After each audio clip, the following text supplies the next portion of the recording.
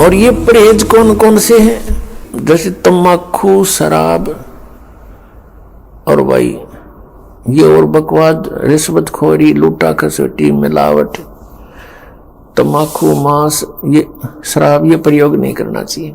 ये तो वैसे भी एक सभ्य पुरुष का वैसे भी आहार नहीं है।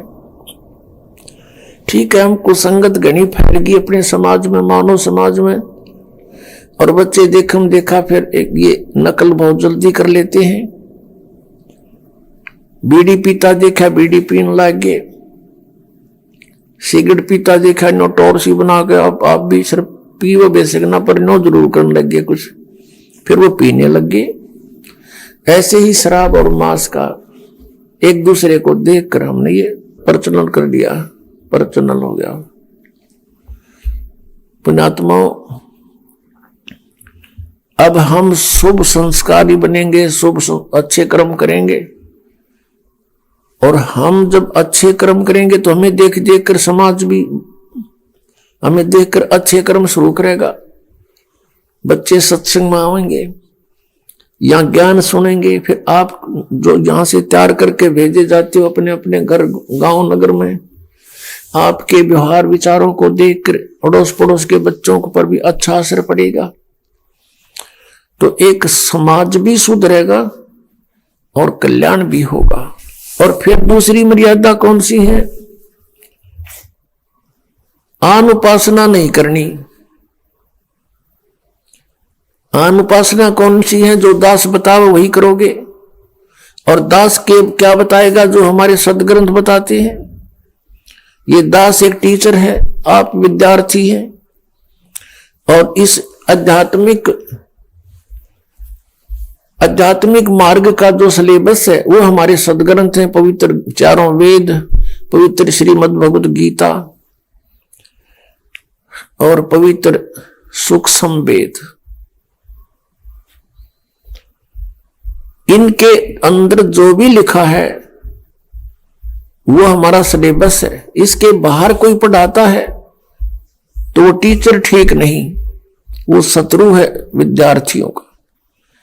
और पवित्र 18 पुराण, पवित्र कुरान शरीफ, पवित्र बाइबल, पवित्र गुरु ग्रंथ साहिब, ये हमारे पाठ्यक्रम की पुस्तकें हैं।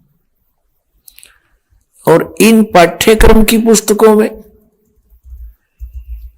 जो ज्ञान सीधा परमात्मा ने दिया है केवल वही स्वीकार्य है।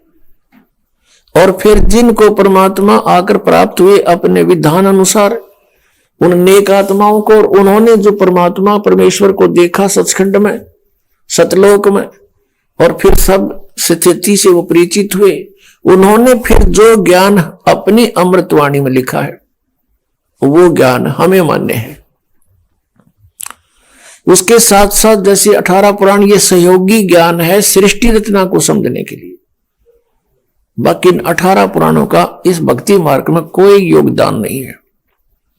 भक्ति मार्ग में योगदान है पवित्र गीता जी, पवित्र 5 वेद, 4 वेद तो आपके सामने है, वेल नोन है, और 5वां जो सच्चिदानंद ब्रह्म की वाणी उन्होंने खुद अपने मुख से आकर बोला है और यहां आकर रहे हैं वो वाणी, ये है हमारे भक्ति के मार्ग के सदग्रंथ। इसके अतिरिक्त जैसे पुराण है, कुरान है, और जैसे कुरान शरीफ में जो ज्ञान दिया है ब्रह्म ने हजरत मोहम्मद जी को सीधा, वो ज्ञान बिल्कुल सही है। उसके अतिरिक्त किसी फरिश्ते ने प्रवेश करके बोला है तो फरिश्ते की आदेश हमें स्वीकार्य नहीं, केवल परमात्मा का जो ज्ञान है वही हमें स्वीकार्य है। जैसे पुराणों के अंदर